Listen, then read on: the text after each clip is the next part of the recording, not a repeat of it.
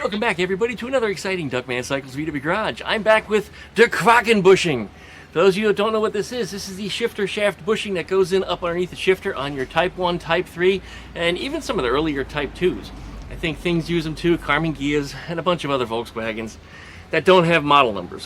To complement that, we're also going to be installing Duckman shaft grippers. That's right, Duckman knows how to grip a shaft. If there's any one thing that he's good at in this life, he's had a lot of practice doing it. So we're going to show these, and we're going to put them on my 1972 Beetle right here because the shift coupler blew apart. So we're going to talk about that and more and get it repaired right here in this video. So licky, likey, comment, subscribe. Don't forget to pluck that dingle. Let's get updates every time a video. Check out duckshit.net for all my social media links. And we'll be back right after that intro.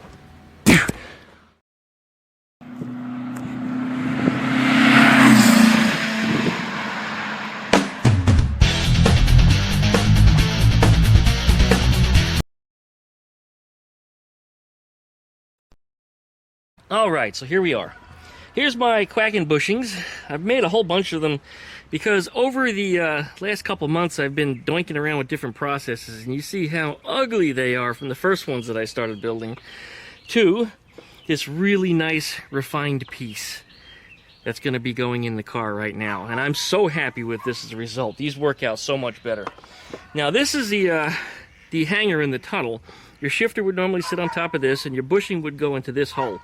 Now these are really stiff and kind of hard to put in there. Now they are contiguous, you know, they are completely around with no splits in them whatsoever. Stock bushings do have splits in them. Here's one. Here's another one. And look, they don't even close up properly. This is one of the reasons why they fit like crap, and they have a metal ring on it, and this is what they look like inside the tunnel. This is why they fall apart, and this one failed on install. These don't fail. I assure you of that. These are amazing just how tough they are. The best way to install it, if you have strong fingers, is to get in here and just simply snap it on in. If you're not capable of that, or if your fingers aren't long enough for some reason, then I recommend the smiley face method. Look at that. It's a little smiley face. Simply wrap a zip tie around it just like that. Then kink a 45-degree angle in it, so that way you kind of have it on the end of like a stick. And this gives you something to hang on to so you don't drop it in the tunnel. And then when you push it in here like this, you can push it right into the hole, just like that. And then pull the zip tie off. And if you did it right, and you haven't fouled it up, it should, yep, it did. It's in there just like that. And then this, you'll never see this, of course, it's inside the tunnel. But with your finger, you just push it out the way it's supposed to be, just like so. The big end does have to face forward. This is forwards, so the big end is on this side. And that's critical because when I manufactured this, I made the big end tapered. So that way it's really easy to push your shift rod into it. So it goes like that. Silicone spray goes a long way on this if you want to use that. I do recommend grease, but if you're just test fitting some stuff, you can do that. But do not lube it before you put it in here, because otherwise you end up with just a mess. These things do pop back into shape. Actually, I started recording this video a couple hours ago, and I had the zip tie sitting on it here in the sun. The sun is important because it heats these things up, and the softer they get, the easier they are to bend and a little more pliable, so they'll push right in. Anyway, we're going to get that installed on the car, and then we can start pushing in our shift rod, which will look just like this inside the tunnel, and it'll go in just like so.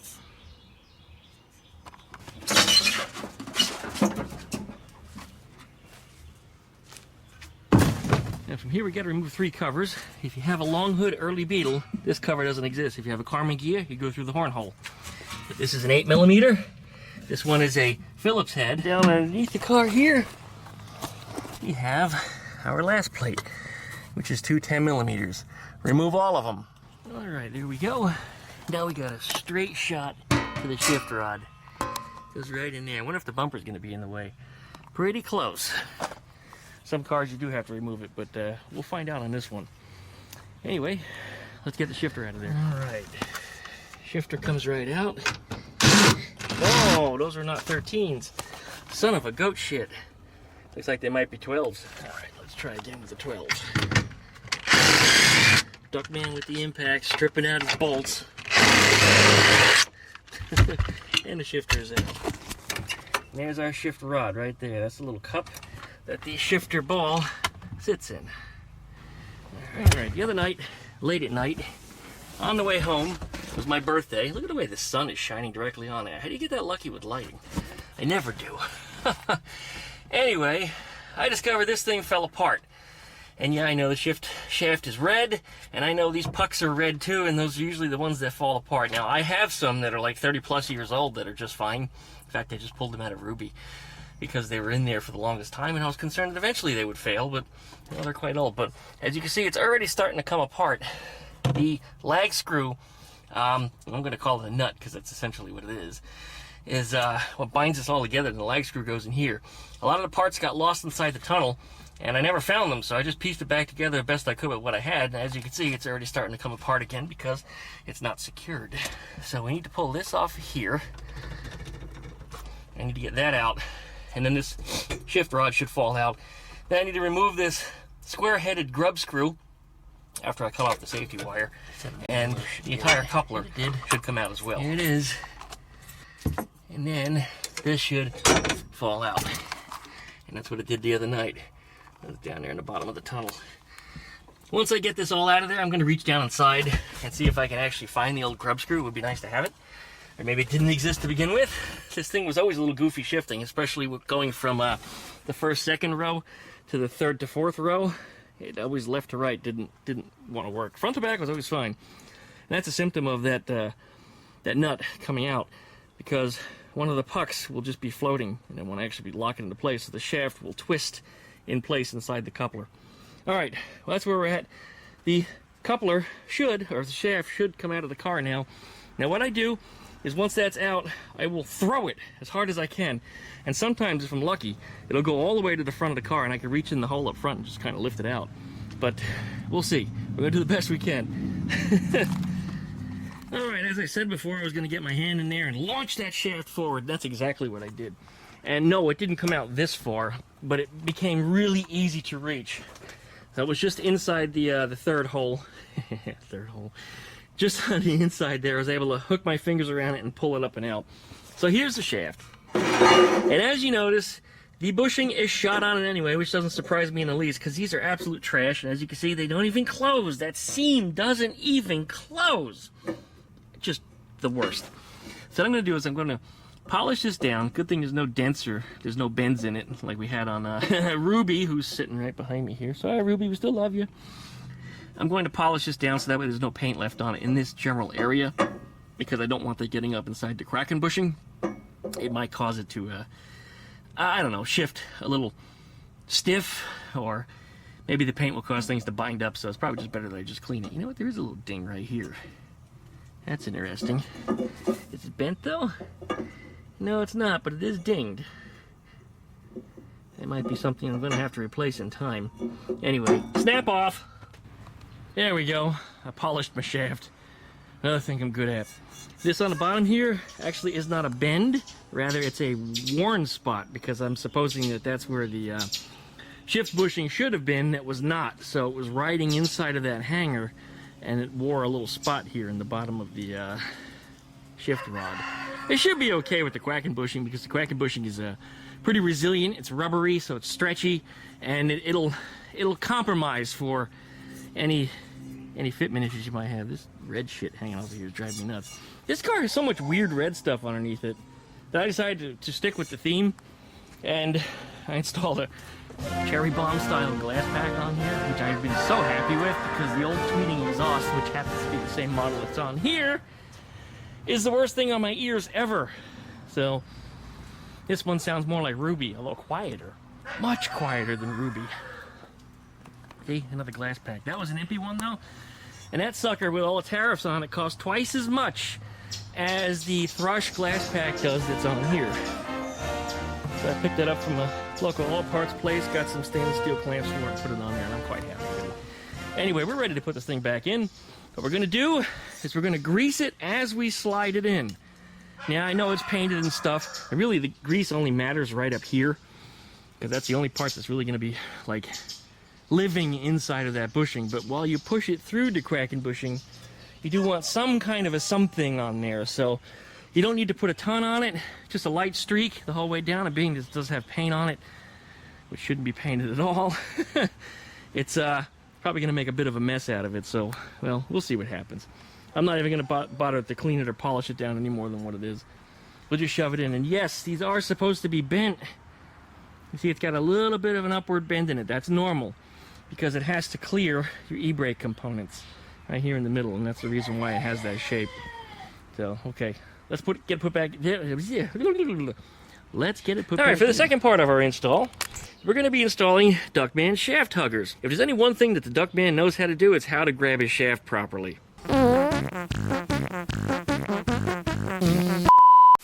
So, how these work, in case you're curious, they're really not much different than the typical pucks that you find inside of these shift couplers. These are the hard plastic ones that come out of my 30-year-old shift coupler that I had. These haven't rotted or deteriorated like a lot of the urethane ones typically do, so typically you don't want a red one, but like I said, these lasted that long. And I don't know how old they were when I bought them. I bought them sometime in the mid-90s, and they've been sitting in Ruby for at least the last 10 years. So these things have a lot of shelf life on them. Now this is what came out of the green Beetle, and these aren't as hard. These are actually soft. You can bend them. These, I could see why these would fail, but the reason why I haven't had any problems with these is because they're older. These newer ones are just garbage, I'm sure of that. Here's what I've made. Now you notice that these are square, they're flat. The Duckman parts are not. These are much better designed in such a way that you can snap them into the cage just like this. And now when you look down inside of here, you can see it's got a nice round opening for grabbing that shaft. So it'll go on here just like so. And then we can push our nut, and I'm going to call it a nut because that's technically what it is. It's a nut on the other end of the bolt, and this bolt isn't even a bolt, it's a lag screw, which will thread right into it just like this. Uh-oh, let's pull out the impact. Here we go.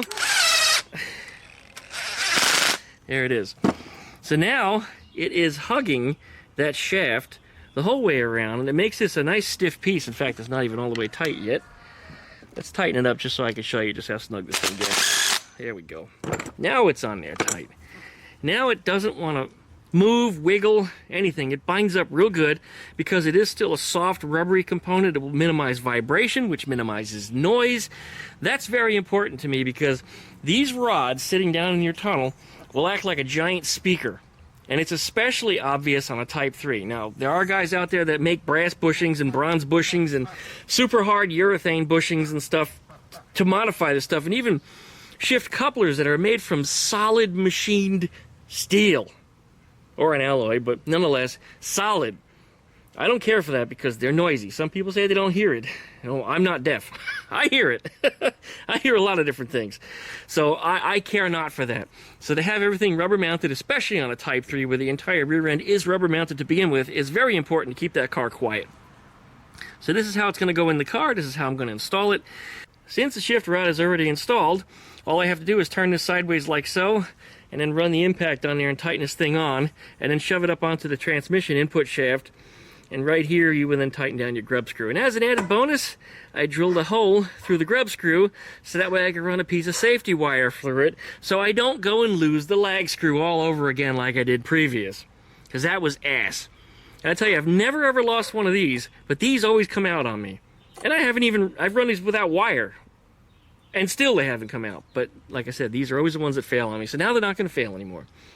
Now, I will be offering these components up on my website. You can go to duckshit.net and find out information. There'll be links at the top, or hit up my business website, which is webfordenterprises.com, and you'll find out more about these things. You can also find them up on the Samba. Just search for Der QUACKENBUSHING, and you'll certainly find it. I think I'm going to sell these as a set.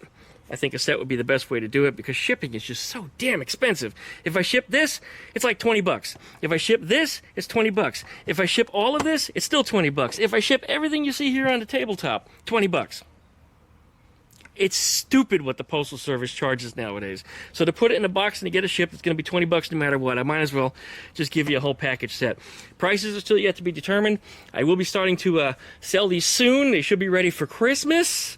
So if you need to get something like this for somebody coming up, watch for it on my website. I'll make some updates here on video when time comes for it.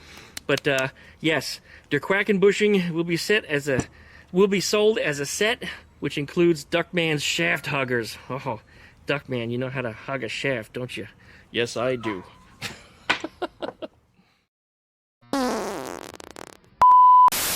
Here's something else I wanted to show. If you take, let's use these guys for an example. Take these, and no, I'm not going to put the cage on it this time around. I'm just going to use this. And we'll just wind this in here real quickly. These, because they're flat and on a round surface, they have a tendency to rock, and you can rock them back and forth. So there's a play in there that they wouldn't have otherwise. And that play, that twist, will wear out the inside of them because they actually have that motion, which they should not. But if you use a set of, whoops, let's see if I have this ready to go, and I don't. Now that they're free,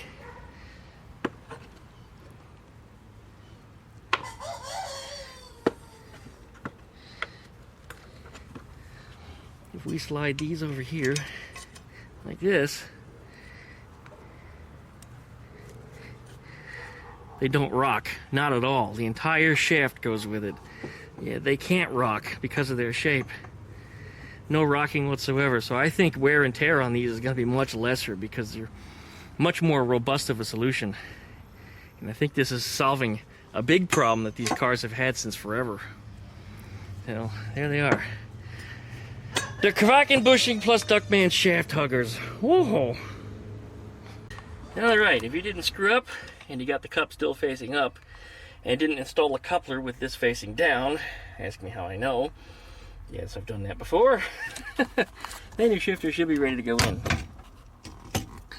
This shifter used to be finicky because it used to require being slid left or right in order to get it in alignment so it would function properly, and that may not be an issue anymore now that we have a coupler that's attached properly and a bushing that is also functional. Let's see, let's just snug it up.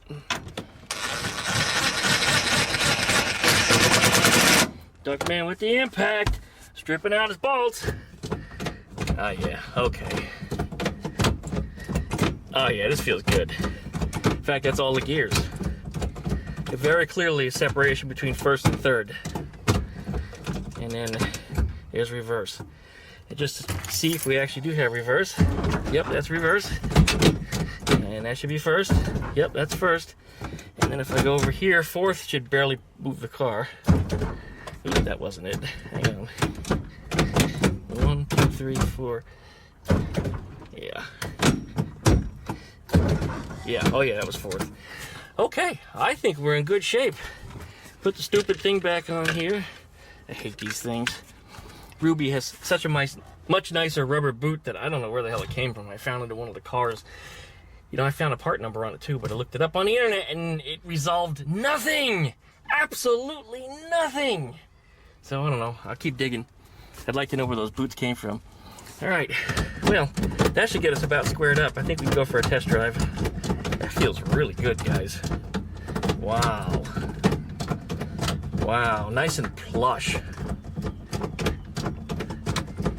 want to put a longer handle shifter in here, though, because I think the longer handle's only like an inch. But because I sit so far back, it'd be nice if I could reach it when I'm sitting all the way back here, and you can't. Because Volkswagen put the shifter so far forward, but anyway. Something for another day. Alright, don't forget to put your spare tire back in. I've got all the covers back in already, so that's taken care of. Close that up for the time being. I think we're good. I think we're good. So, der QUACKENBUSHING. Been throwing everything around over here. If you're interested in one of these, again, hit me up. Duckshit.net. Communicate with me through duckmancycles at duckshit.net. Or visit my website, my business website, webfordenterprises.com. Where's the brand new one? That's the newest one. Look at that. Those things have come a long way from the original design. Now they're ready for prime time. These fit so good. There it is. And you can order up yourself a set of shaft huggers. Some of these pucks that go in there that holds your shift coupler to the shift rod. They're nice and squishy gogies, just the same as the ones that originally came out of it that had a little give. These things are garbage. And these hard plastic ones, yeah, they might have been okay, but, well, I don't think they're that good. Better than nothing. 30 years. Got 30 years out of these. I'll stick them on the shelf somewhere. Maybe someday somebody won't want to pay for something and I'll give them those for free. Alright guys, here's our end result. Look at that. We got our pucks installed in there. I got everything safety wired up, both in here and in there. And this bolt down here is normally not safety wired, but those are the ones that always creep out on me. And now they're not going to do that anymore. So I think we're in a good spot here. I'm going to put this cover back on. I'd love to do it, but I got one hand holding me up right now. So if I release with that hand, I'm going to fall in here and hit my head. And that might make for a good video, but I don't feel like having a welt to deal with. So anyways, there it is. Let's throw the back seat back in here and take this thing for a test drive. Don't forget, put your back seat back in. It's in there. I think we're good to go. We can take this thing for a ride now. I'm quite curious how all that turned out, and I'm sure it's just fine, but it feels good. So I think we need to have a little go down the street time. All right, let's do it. Oh, before we get in there, let me show you guys something. Here's what that exhaust sounds like.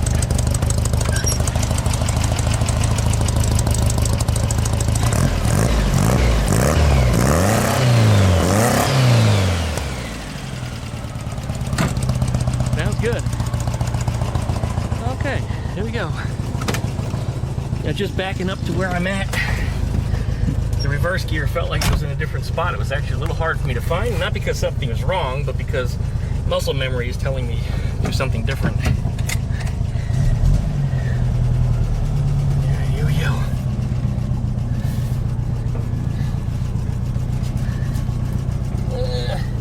Back it out, back it out. Watch the pole. Don't hit the fucking pole. Holy shit, the fucking pole. Oh my god.